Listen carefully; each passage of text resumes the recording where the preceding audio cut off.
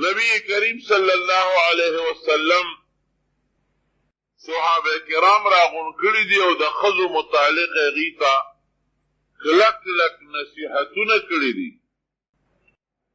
الا فاستوصوا بالنساء خیرا، خبردار ګورئ ښځو سره ظلم ونه کې، زیاتی ور سره ونه کې، دوی ته خیر ورسوئ.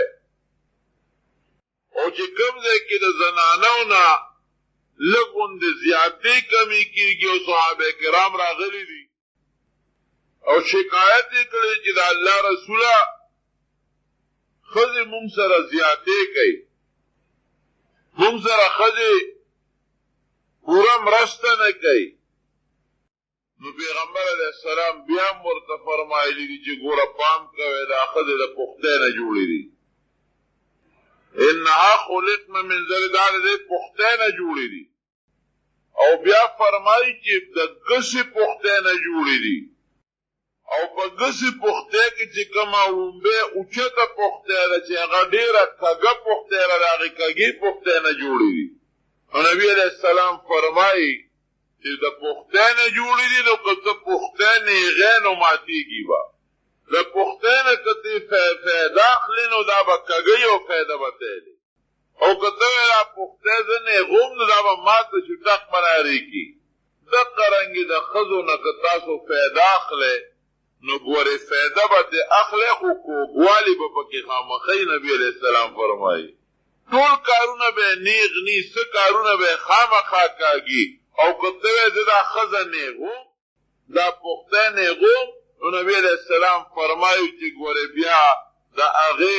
پختۍ که نیغی نو ماتېږي به، او ښځه که نیغی طلاق به ورله ورکوي. نو ګزاره به ورسره کوي. نبی علیہ السلام فرمایي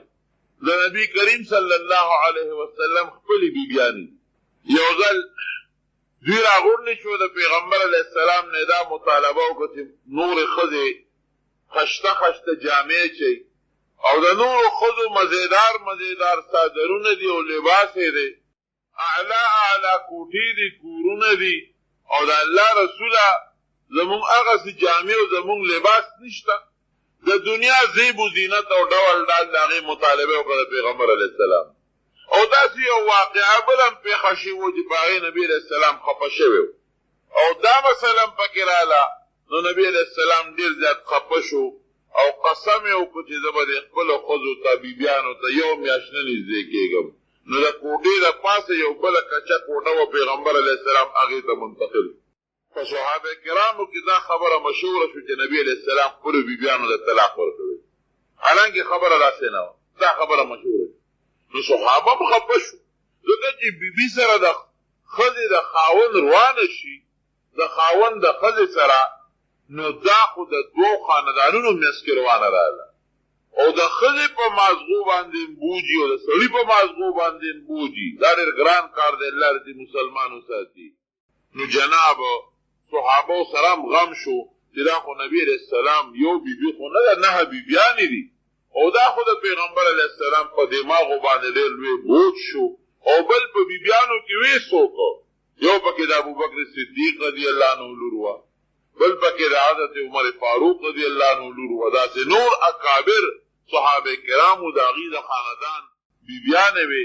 نو صاحب صحابه هم خفه وو او بیبیانې هم خفه وې. حضرت عمر فاروق رضی الله عنه فرمایي وی دې زمانه کې زه د مدینې منورې نه لږ غوندې بار عوالي ورته وي هغې ته منتقل شوی و د پیغمبر علیه السلام په اجازه. وی زما یو ګاونډي و،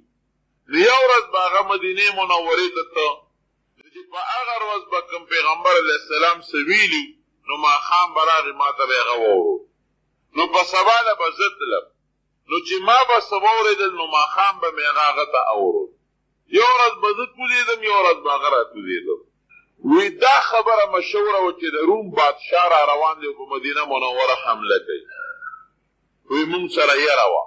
ځکه روم هغه زمانه کې داسې یو مضبوط طاقت و لکه نن زمانه کې چې خلک امریکا یادوي.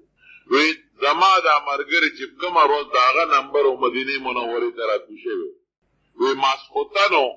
دغه د چراغ او دروازې ښه مضبوطه او ډبوله. وی چې لکه څوک دی؟ وی عمر شته؟ وی مې چې او درلم وی فوراً د هغه د هغه درزاري نه ما معلومه کړه چې څه هیبتناک غوندې کار خو پېښ شوی دی. هلکه څه چل شوی دی؟ وی چې یو ناشنا کار پېښ شوی دی. وی مې چې د روم هغه بادشاه جوړ راورسېد څه وی نه هغه خو معمولي خبره ده، د هغې نه غټ کار پېښ شوی دی. هلکه څه کار پېښ دی؟ وی نبي علیه السلام خپلې ټولې بیبیانې پرېښودلې دي. وی بس ما باندې هیبت راغی. وی ما چې ښه وی چې او وی بس فوراً مې څادر اوچت کړ او په یو منډه رالمه مدینې منورې ته. چې څنګه رالمه نو صحابه کرام ټول داسې ټولګي ناست، یو ځای ټولګې ناست دی، بل ځای ناست دی، ټول خفه دي او څوک جال. رالم او هغې نه مې تپوس وکړو چې څه جل شوی دی؟ وی مونږ ته پته نه لګي. وی بیا چې رالم او د پیغمبر علیه السلام کوټې ته رالم نو یو پوړی لګېدلې وه، هغه پوړی هم داسې نه وه، د کجورې یو تنه وه او په هغې کې پاټ کې جوړ شوي وو، هغه تنه لګېدلې وه او په هغې د پاسه یو غلام و تور رنګ والا. وی هغه نه مې تپوس وکړو چې نبي علیه السلام کوم ځای دی؟ وی دی بره کوټه کې ملاست دی. وی مې چې ما له اجازت وغواړم. وی هغه ورننوته او بیا راووته. وی ما ته وی چې ما خو ستا نوم نبي علیه السلام ته واخېسته خو پیغمبر علیه السلام هېڅ غږ هم ونه کړ. وی را روان شوم خو د ده لور خو هم د پیغمبر علیه السلام بیبي ده. وی ما چې زما لور حفصه تباه شوه، هلاکه شوه. ولې که پیغمبر علیه السلام بیبیانې دا د ځان نه جدا کړې وي خو د ما لور هم پکې لاړه، او چې کومه بیبي د نبي علیه السلام نه لاړه خو تباه شوه، غرقه شوه. وی چې رالمه نو صحابه کرام بیا ناستي غمجن جومات کې، یو ټینګ نه شوم بیا ورلم. وی هغه غلام ته مې وویل چې ورشه ما له اجازت وغواړه. وی هغه ننوته واپس راغی. وی ما ته وی چې ما خو ستا ذکر نبي علیه السلام ته وکړو خو پیغمبر علیه السلام هېڅ غږ هم ونه کړ. وی بیا را روان شوم. وی بیا ورلم. په درېیم ځل مې بیا ورته وویل چې ته لاړ شو ما له اجازت وغواړه. وی هغه بیا ورننوت. وی بیا راووت. وی ما ته په درېیم ځل وی چې ما خو ستا نوم نبي علیه السلام ته واغېست خو پیغمبر علیه السلام هېڅ غږ هم ونه کړ. وی خفه یم. وی دې کې راته اواز وکړ یو مره راشي اجازت درته میلاو شو. وی زه د هغې کجورې هغه تنه کې چې کوم پاټ کي په هغې مې خپې کېښودې او وروخته. وی چې ورلم نبي کریم صلی الله علیه وسلم د کجورو د پاڼو په یو کوزکي باندې ملاست دی. قسم دې که د پیغمبر علیه السلام د مبارک وجود او د کوزکي په منځ کې نه څادر شته او نه درستخان شته او نه ګدی شته او نه دولی شته، هېڅ هم نشته. او چې ما وکتل نو د نبي علیه السلام په هغه مبارک وجود د کجورو هغې پاڼو داسې پټې جوړې کړې دي، پټې پرې جوړې دي. او چې بیا مې وکتل نو بالښت ورته پروت و، خو بالښت کې څه و؟ د سرمنې بالښت و، عام د څاروي سرمن، او هغې کې دننه د مالوچو په ځای د کجورو پاڼې ډکې شوې وې، د کجورو پاڼې پکې منډلې شوې په سرمن کې هغې سر ته پروت و. وی ما سلام واچو. وی چې سلام مې واچو وی نبی علیه السلام نه مې اجازت وغوښته. وی ما ورته وی چې د الله رسوله یو تپوس کولی شم؟ ګوره عمر فاروق خو ډېر د هیبت انسان و، خو چې د نبي علیه السلام مخکې به شو د ده هیبت به بیا ختم، بیا لکه په کونډو به پروت و، په کونډو باندې د پیغمبر علیه السلام مخکې ویره را باندې راله. د الله رسول یو تپوس کولی شم؟ او کوه. دا تپوس دنه کوم چې تا بیبیانو له طلاق ورکړی دی، پرېښلي دي؟ وی فرمایل چې نه، ما خو بیبیانې نه دي پرېښې. وی ما د ډېرې خوشحالۍ نه وي چې الله اکبر، شکر دی چې دا مسله خو غلطه شوه او پیغمبر علیه السلام خو بیبیانې نه دي پرېښې. وی ما ورته وی چې د الله رسوله که اجازت دي نو د خوش طبیعتۍ یو خبره وکړم. وی ما ته وی چې وکړه. خو ډېر پریشانه دی پیغمبر علیه السلام. وی مې چې د الله رسوله مونږ د مکې مکرمې خلک په ښځو زورورو، ښځو مونږ ته غږ نه شو کولی، که مونږ به خبره کوله او ښځې به مونږ له جواب راکړه نو بس بیا به مو ښځې سره کتل، د ښځې زمونږ مخکې مجال به و چې ښځې به زمونږ مخکې خبره کولی شوه، غږ به یې نه شو کولی. خو چې کله مونږ د مکې مکرمې نه مدینې منورې ته رالو نو د مدینې منورې په خلکو ښځې زورورې وي. مونږ په ښځو زور اورو او د مدینې شریفې ښځې دا په خپلو خاوندانو زور اورې نو زمونږ ښځو له دوی د ښځو نه چل زده کړه. اوس ګورې یو طریقه جوړوي پیغمبر علیه السلام ته. نو یو ځل ما خپلې ښځې سره څه خبرې اترې کولې نو هغې ما له جواب راکړ. وایي ما ورته چې ښه تا ما له په خبره کې جواب راکړ لکه ما له د مکې خلق خو په ښځو زوره وو موږ له خو ښځو چې ته جواب نو راکړې تا ما له جواب راکړ. وایي ښځې ما ته چې یو مره ته څه په موږ سترګې راوباسې څه چلو چې که دا یو خبره مې درته وکړله ورشه که نه ستا لور او د پیغمبر علیه السلام څومره بیبیانې چې دي هغې پیغمبر علیه السلام سره هم داسې کله کله داسې خبرې کوي. کله پیغمبر علیه السلام خبره وکړي کله بیبیانې ورسره تیزې شي خبره وکړي دا خو د کور حالت دی. وایي ما وی چې ښه د پیغمبر علیه السلام بیبیانې هم دا چل کوي. وی او بلکل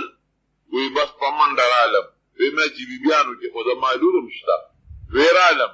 او خپله لور حضرت حفصه رضی الله عنها ما راونیوله چې حفصې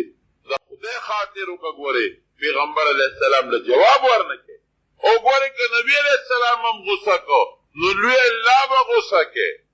او که الله هم غصه کو نو د الله د قهر او د غضب نه به ګورې بچ نه شي. وی ما خپل لور ته نصیحت کو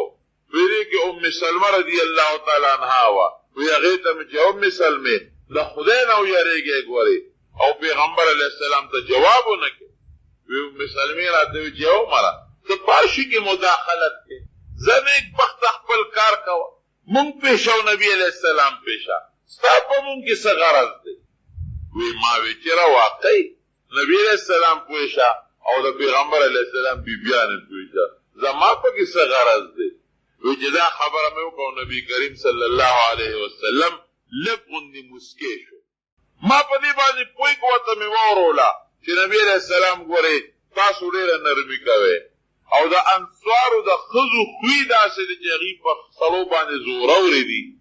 نو د هغې د وجې نه ستا بیبیانو همغه چل زده کړی دی خامخا لږه مطالبې به درنه کوي نو د الله رسوله مه خفه کېږه پرې. پیغمبر علیه السلام له غوندې مسکې شو. وی چې مسکې شو وی مې چې د الله رسوله یو دوه درې خبرې نورې وکړو. وی او بلکل وکړه. وی ما ورته وی چې د الله رسوله ورشه د فارس خلک وګوره او د روم خلک وګوره د هغې په الله هغه ایمان نشته چې کوم په کار دی کافران دي جهنمیان دي او هغې په کمو نعمتونو کې ژوند تېروي هغې له الله څومره نعمتونه ورکړي دي او د الله رسوله دغه ستا حل دی ګوره یو لاندې کوزکې درته پروت دی او یو د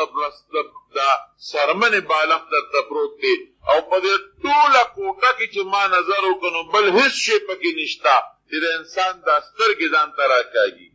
نو ګوره فارس او روم کافران دي هغې له الله قسم قسم نعمتونه ورکړي دي او د الله رسوله زمونږ دا حال دی لکه مطلب مې دا و چې تون د الله نه سوال وکړه که نه چې مونږ مالدار شو نو چې مالدار شو نو د ښځو به زمونږ بیا جامې چوړې برابر شي نو ښځې به دا مطالبې نه کوي. وایي چې ما دا خبره وکړه که نه وی نبی کریم صلی الله علیه وسلم خو یا ملاستو او یا رانیت شو کېناسته. وی ما ته وی چې عمره تم په دې سوچونو کې پروت دی تم دا سوچونه کې لکه نور خلک چې کوي دغه د روم او د فارس خلک چې دي هغې له رب العالمین دنیا ورکړې ده مونږ له الله خیرت راکړی دی ما له زما امت له زما ښځو له رب العالمین خیرت ورکړی دی او دغه فارسیانو رومیانو له رب العالمین دنیا ورکړې ده. څومره دې چې کله تېرې شوې یو میاشت پیغمبر علیه السلام د بیبیانو نه قسم کړو چې کله هغه میاشت پوره شوه نو نبي کریم صلی الله علیه وسلم راکوش چې راکوشو نو بیبیانې یې راغونډې کړې د ټولو نه مخکې حضرت عایشه صدیقه رضی الله عنها راوغو د عایشې دې خوا راشي وی ما ته رب العالمین قرآن حکیم کې حکم نازل کړی دی او هغه حکم داسې دی چې ته د خپلو بیبیانو ته یو حکم وکړه ان کنتن تردن الله ورسوله ان کنتن تردن الدنیا وزینتها فتعالین امتعکن واسرحکن سراحا جمیلا. دې بیبیانو ته دې ووایه که تاسو دنیا غواړئ او د دنیا ډول او ډال غواړئ نو راشئ چې څومره دنیا م پکار دي دله به درکړم خو چې مال او دولت او دنیا درکم نو بیا به م ګورې ځان نه جدا کوم خوشې به م کړم چې کوم خواځی نو دی ځان نه به م جدا کړم وان کنتن تردن الله ورسوله که تاسو الله غواړئ او د الله رسول غواړئ نو دنیا کې به ګورې بیا جامې او چیلې او مالونه نه غواړئ فإن الله أعد للمحسنات منكن أجرا عظيما بیا دغه نیکانو بیان له رب العالمین په آخرت کې ډېر لوی اجرونه او ثوابونه مقرر کړي وایه عایشې څنګه خوښه ده دنیا دې خوښه ده چې دله درکم خو بیا به دې خوشي کوم ځان نه به دې جدا کوم او که الله او رسول دې خوښ دي نو دنیا به دې ني نو عایشه بیبي وایي ما ته نبي علیه السلام وفرمایل چې تا له خو ما اختیار درکړ خو ګورې فیصله زر مه کوه لاړه شه مور او پلار سره مشوره وکړه د نبي علیه السلام ته خو دا پته وه چې که زه مور او پلار سره مشوره وکړم نو مور او پلار به ما ته د اختیار کوم ځای راکړي چې دنیا واله وی ځکه یې ما ته وي چې مور او پلار سره مشوره وکړه وی ما ورته وي چې د الله رسوله زه به ستا په حق کې مور او پلار سره مشورې کوم مور سره او پلار سره به مشورې کوم بل اريد الله ورسوله والدار الاخره زه الله غواړم د الله رسول غواړم او د آخرت کور غواړم نه مې دنیا پکار ده نه مې د دنیا جامې او ډول ډال پکار نه چې د الله رسوله ما خدا فیصله وکړه خو نورو بیبیانو ته ګورې زما دا فیصله مه وایه ځکه چې که دا فیصله ورته ووایې نو هغوی به هم زما غوندې تا خوښ کړي او که دا دې ورته ونه وي کېدای شي یو بیبي پکې دنیا خوښه کړي نو بلې چې څومره کم وي نو بیا دا ښځې پې خوشحاله وي نبي علیه السلام راته وفرمایل چې نه زه الله هغه پیغمبر نیم راغلی چې په خلکو سختي اچوم زه به ورته ستا فیصله اورم چې عایشې دغه څه فیصله کړې ده ټولو بیبیانو ته هغه فیصله ووروله او ټولو بیبیانو اتفاقي دا فیصله وکړه چې مونږ الله غواړو د الله رسول غواړو د آخرت کور غواړو دنیا او د دنیا ډول ډال نه غواړو ګوره دغه د نبي کریم صلی الله علیه وسلم بیبیانې زندگی په کومه طریقه باندې تېره کړه د پیغمبر علیه السلام چې خپل کوم ژوند و ځکه د نبي علیه السلام ژوند و وایي ما د الله نه دا سوال کړی دی یا الله یو ورځ مې موړ وساتې او یو ورځ مې اوږې وساتې چې کله زه موړ یم چې ستا شکر ادا کړم او چې کله زه اوږې شم چې کله زه موړ یم چې زه ستا شکریا ادا کړم ستا حمد ویم او چې کله زه اوږې شم چې تا یاد کړم رب العالمین نو پیغمبر علیه السلام چې کوم ژوند د ځان لپاره خوښ کړی هم حقه زندگی د بیبیانو دپاره خوښه کړه او بیبیانو د پیغمبر علیه السلام په هغه خبره کې د نبي کریم صلی الله علیه وسلم پوره تابعداري او پوره اتباع کړې ده وروڼو دا یاد وساتئ ښځې به د سړو په شا باندې ولاړې او د سړو سره به په کورنو چارو کې پوره امداد به کوي ښځې او که چېرته ښځو دا خپله ډیوټي پرېښودله او د سړو ډیوټي واخیستله او سړو دا خپله ډیوټي پرېښودله او د ښځو ډیوټي واخیستله څه مطلب ښځې د کور نه بار ووت او داسې زندگی او ژوند اختیار کړه کومه زندگی او ژوند چې د ښځو ژوند دی بازارونو کې چکرې لګوي او هوله او مخ ګرځي بې حیایي کوي فحاشي کوي پړوی نه پسروي لوپټو کې بار ګرځي نو بیا نبی کریم صلی الله علیه وسلم فرمایي چې کله داسې وخت راغی نو بیا به الله دا ځمکه او دا اسمانونه او دا غرونه پرېږدي نه دا ټول به الله دړې وړې کوي او قیامت به الله راولي د قیامت د نښو نه یوه نښه دا ده نبی کریم صلی الله علیه وسلم فرمایي وایي ښځې به بربندې ګرځي جامې به یې اغوستې او بربندې به ګرځي عاریاتن او کاسیاتن جامې به اغوستي او بربندې به وي مایلاتن ممیلاتن سړو ته به مایلې وي او سړي به ځان ته رامایل کوي داسې جامه به اچوي داسې خوشبویي به پورې کوي داسې لباس به استعمال کوي چې د سړو نظر ځان ته رامخامخ کړي او چې په لاره رواني نو دا سرونه به یې داسې وي په عربو کې یو قسم اوښان دي بختي اوښان ورته وایي د هغې دا قوبان داسې یو طرف ته رامایل وي نو چې په لاره ځي دا سرونه به دا سرونه به یو طرف ته داسې مایل غوندې وړي داسې په ډول او په ډال به د کور نه وځي نبی کریم صلی الله علیه وسلم په دقه ښځو لعنت ویلی دی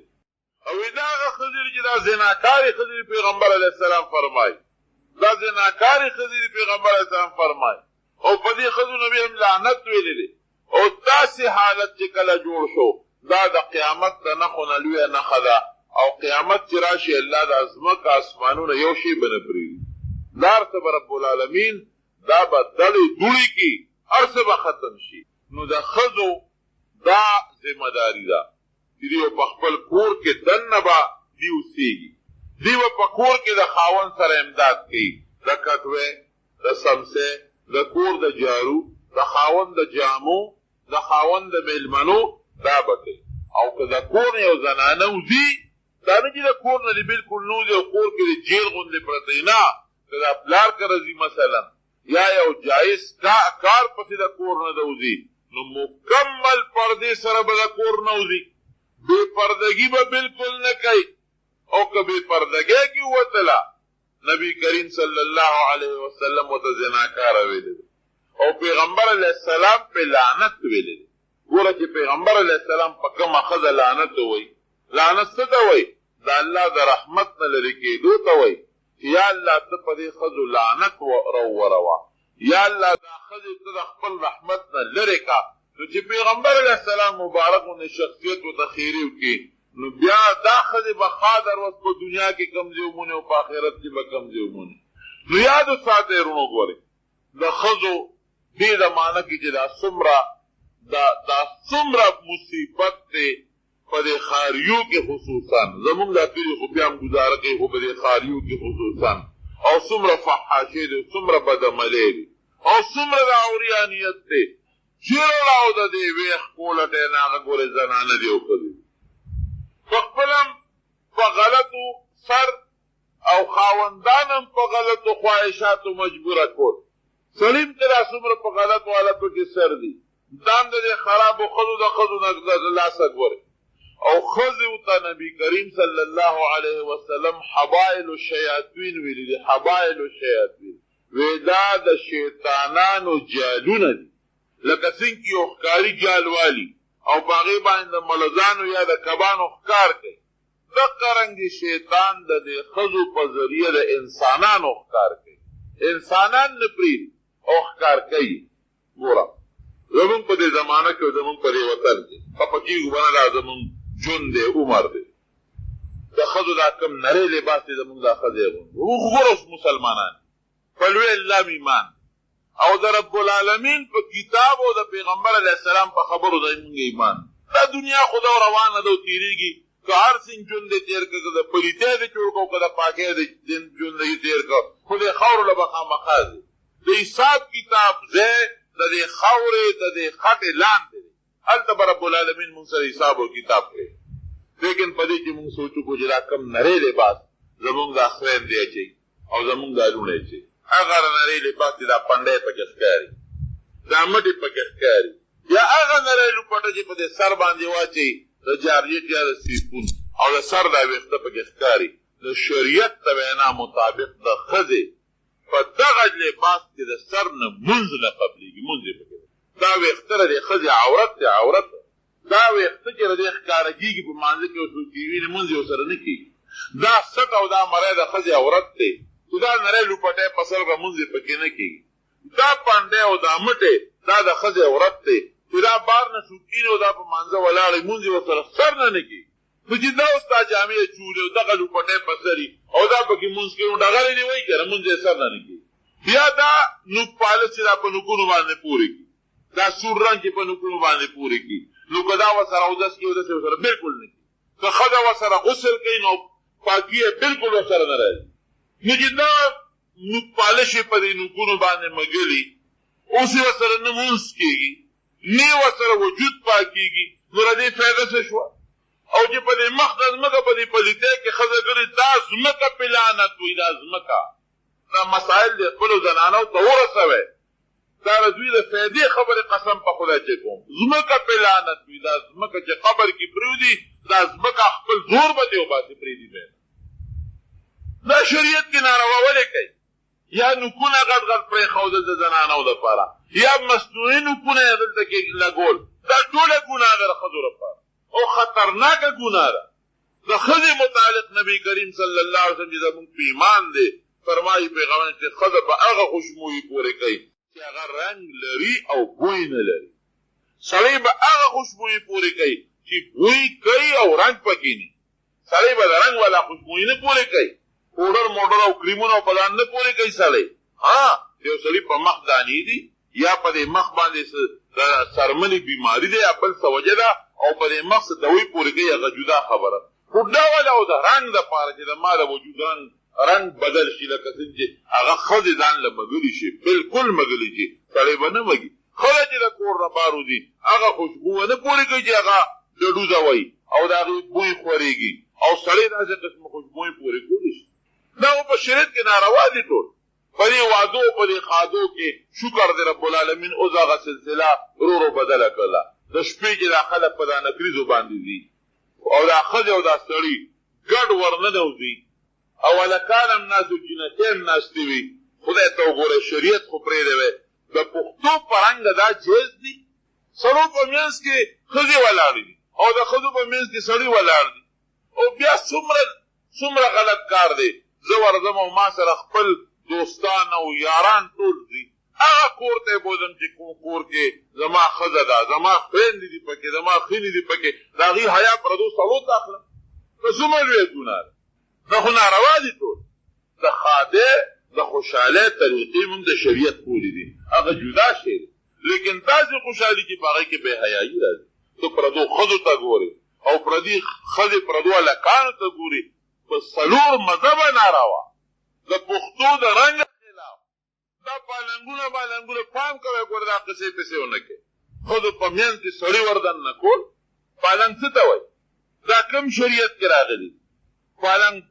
سړي به دن نه شي ښځې به د ګیر چاپېره راته ووي او په پالنګ باندې خوجه الله صاحبه الواګانې راله او څوک خټې رالې او سړو له په خوله باندې خدای ته وګوره دا څه مسلې هم جوړې کړي شریعت نه خلاف کارونه هم جوړ کړي دي دا بالکل ناجایز دي ته ته خپله خوشحالي کې په پالنګ یې خېجې د ښځو نه بعد ته دې یو ځان له ځای کې چې څه خپله خوشحالي کې کوه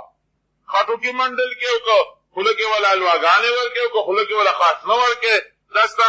ښه نه دي خو ځه د ښځو د بې حیا نه خو خلاص شي دا سیستم او دا قصې پسې ردي نه ځان وساتئ دا ښه نه دي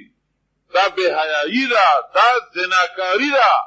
دا د رب العالمین د لعنت او د خدای قهر او غضب له دعوت ورکول د الله د قهر او د غضب نه ګورې رونو په دې کې ځان وساتئ بل زنانه ګورې بازارونو ته په قطر نه لېږي سوداګانو به سودا له ښځې به ځي او بازار کې به ښځې سودا کوي او بعضې نه دي دا بېغیرته سړي بزو ته بېغیرته یم بېغیرته سړي هغې په دې باندې فخر کوي قسم دې زه ده او ښځې چې دله سودا کوي ګورې ښه شي دله کم ځای اخلي زه مخکې روی ګرځړو کې یو دوکان کې ناست وم هلته کې یو زنانه راغله هغه دوکاندار نو ما څه د خامتار دغه را کپړه رښتله یو زنانه راغله چې راغله موټر نه راکوزه شوې نو دوکاندار دا ګوره درته حقیقت یم دروغ ایمان ته وایم دوکاندار ته وایي دا جوړه راواړه نو هغه ویل لږ ښه راواغله وایي خان بابا له جوړه وړم ما نه پېژنه خدای ته کم دی خان بابا له جوړه وړم نو هغه ویله قیمتي وایي دا نه بله وله راکړه نو بله راواغې وایي دا نه بله راکړه نو خو د ټولو نه ارزان بیه ده نه وایي خان بابا په دې څه کې لږ ارزانه وله راکړه مې دا اوس که خان بابا ځان له په خپل اخېستې نو غریب به ځان لږه غوندې قیمتي خو اخېستې وي که اوس دې به ځان له څومره د نخرو جامې اخېستې او په ټولو کې بېکاره چې هغه ارزان بیه جوړه وه اول هغه دوکاندار اونغښته وایي بس خان بابا سم کټ کې ناستي دا وله ډېره ته موټر کې ګرځې او خان بابا په کټ کې ناست ما ستا دا خان بابا ارمان دا دی نو ما ته تپوس نه شم کوی چې خان بابا رسول دي زه خو لږ ورشم ورته ویم خان بابا کټ کې پروت دی دا په موټرو کې ګرځي دا ځان له قیمتي جامې کمې جامې دی اغوستې دي او خان بابا له سلو شپږو شلو روپو جوړه واخېسته هغه سم کټ کې پروت دا خان بابا ډېر غټ بې غیرته خان بابا ډېر څوک دی خدای ته وګورئ هغه ایمان او اسلام او شریعت او قرآن او سنت په خپل دی پښتو هم څه شی دی که نه د دې څیزونو عموما له پښتو هم اجازت نه راکوي تاسو ورشئ دې ښاریو ته موږ نه شو تللی چې راشو په دې صدر کې او په دې حیات آباد کې او دې کې وګورئ تاسو دا زنانه وګورئ دا ښځې وګورئ د ښځو له لاسه که قدم څوک اخیستی چې په دې بازارونو کې دا د کوم ځای نه دا زنانه راغلي دا خو د انګلینډ او د یورپ نه نه راغلي عراق باندې روانه شو په څه روانه شوه افغانستان باندې روانه شو په څه باندې روانه شوه په فلسطین روانه شو په څه باندې روانه شوه اوس یې وګورئ اوس هم تاسو وګورئ مونږ خو دعاګانې کوو هم افغانستان له دعا کوو هم عراق له دعا کوو هم عربو له دعا کوو الله د امریکا تباه و برباد کړي لیکن که تاسو په تصویرونو کې اوس هم وګورئ نو د عراق ښځې پتلونونو کې ګرځي دا داسې که نه ده که تاسو د اخبار په تصویر کې اوس هم وګورئ د فلسطین ښځې په پتلونونو کې ګرځي ولې الله نین یې رسه دوه بچي دوه کسان چې په جګړه شي یو زما خپل زوی دی یو مې پردی دی نو که زه هوښیار یم نو خپل زوی له به څپېړه ورکوم که پردي له به ورکوم خپل له به ورکوم هوښیار نو الله بیا په داسې وخت کې څپېړه مسلمان له ورکوي بیا امریکني له نه ورکوي هغه سره به آخرت کې ګوري څپېړه بیا عراق والا له ورکوي فلسطین والا له ورکوي افغانستان له ورکوي پاکستان له ورکوي بیا مسلمان له الله څپېړه ورکوي او ملک چې تباه کېږي امریکا ډېر هوښیار دی دی چې مونږ ته څومره سامان د فحاشۍ را روان دی که نه کمپیوټر او د هغې هغه ګنده سامان یا دا نور ټي ویګان او دا څیزونه قیسونه په دې ټکسونه مکسونه ارزانوي او د فحاشۍ سامان چې څومره زیات دی په زیات تعداد کې درته راوباسي هغې ته پته ده چې مسلمان هر ځای کې شکست مونتی دی په فحاشۍ مونتی مسلمان نه چې د غیرت پورته که ماګور ته جوړ کړو بس چې څه پکې کوه ورسره او چې مسلمان کې تر څو غیرت وي قسم دې د دنیا دا طاقتونه به د خپل نه ځمکې راوچته نه نن اوس یې وګوره عربو باندې لوبې کوي خواجهو باندې امریکا لوبې کوي ولې غیرت یې تیستی دی په فحاشۍ کې مبتلا کړي د هغې فوجان ټولو ټي ویګانو ته او ډشونو ته پراته او فحاشۍ کې پراته جنګ کولی شي نو دا د فحاشۍ څیزونو د فحاشۍ سامان نه وروڼو ولې ځان وساتئ دا د آخرت تبعی ده د زندگی او د ژوندګورې اسپته نه لګي او رب العالمین په قرآن حکیم کې فرمایي یا ایها الذین آمنوا ای د ایمان خاوندان دا د الله د مینې لفظ د مینې یا ایها الذین آمنوا ای د ایمان خاوندان او انفسکم ځان بچ کې و اهلیکم او بچی بچ کې ښځې بچ کې ځانونه او ښځې بچ کې نارن د اور نه بچ کې ځان من بچ کې او ښځم کوم اور التي وقودها الناس والحجاره هغه اور چې د هغې خشاک انسانان او کاڼي دي کوم اور چې د هغې خشاک انسانان او کاڼي دي ځان هم دې بچ کې او ښځې دې هم بچ کې علیها ملائکة غلاظ شداد او په هغې باندې داسې فرشتې مقرر دي چې ګوره هغه ډېرې سختې لري او ډېرې سخت دي سخت مزاجه دي لا یعصون الله ما امرهم دا الله د حکم خلاف نه کوي ویفعلون ما یؤمرون چې څه حکم ورته کېږي د هغې تابعداري د الله کوي ځان به هم بچ کې او ښځې به هم بچ کې لري نو کم از کم د ښځو ستر پابندي پرې وساتئ د کور نه بار ته چې دي بوقې ورته په سر کې بورقني نو غټ څادر کم از کم چې وجود پرې پکې نه ښکاري دا خیال ساتئ او بعضې ښځې زمونږه د خادو په بانه د کورونو نه وځي څوک د سوداګانو په باره د کورونو نه وځي او خفه کېږو به نه څوک د زیارتونو په بانه ګورې د کورونو نه وځي دې نه بل نه پیسې والي کاکا صاحب لازم پیر بابا لازم اصحاب بابا لازم 15 بچي به هم ځان سره اوچت کړي خاوند دی چې د غریب میاشت مزدوري کړي له 100 روپۍ یې بچ کړي ابا بوځي کاکا صاحب بنګړي منګړي به واچي پیسې به دې لاړې شي او هلته کې منجور به له په شا باندې 15 ډبه ورکړي 15 شپږ تاویزه به ځان سره راوړي مالګې او دا څیزونه میزونه به راوړي پیسې هم بربادي شي او صاحب په زیارتونو سره ښځې به زیارتونو له قطعا نه پرېږدي ښځه که د مور یا د پلار یا د روح یا نږدې رشته دار زیارت ته ځي هم بعضې علما په دې کې هم خلاف کوي نه به ځي په هر کیف که ځي او په پرده کې ځي په لاره کې هم امني یا سړی ورسره اتې شي لیکن د ښځو د زیارت د کاکا صاحب لا پیر بابا لا اصحاب بابا لا او یا نورو زیارتونو د تل قطعا په څلور مذهبه ناروا دي میلو لځي زیارت کې څه دي هلته میلو لځي که که د دې ډېر زیات شوق د چېرې کاکا صاحب یو نیک سړی دی ولي الله دی دلته 2 رکعته نفل وکړئ الله ثواب یې کاکا صاحب ته وبخښه ډېر شوق دی چې نه لږې پیسې رسول پکار دي نو پیسې دلته کې چې د غریب مسکین له ورکړه یا الله رضي ثواب کاکا صاحب ته ورسوه بس کاکا صاحب دپاره دا غټه فایده ده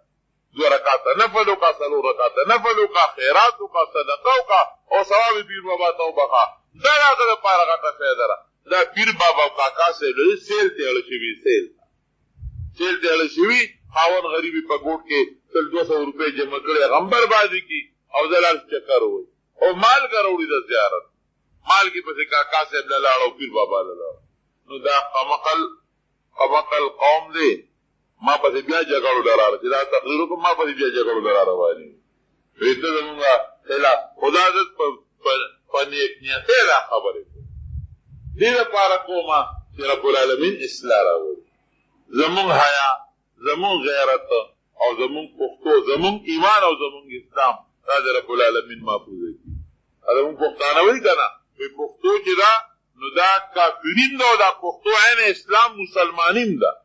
که په غلط ځای کې په پښتو ټینګېږي نو خو خبره نه ده خو که په شریعت کې په پښتو ټینګېږي نو دا عین اسلام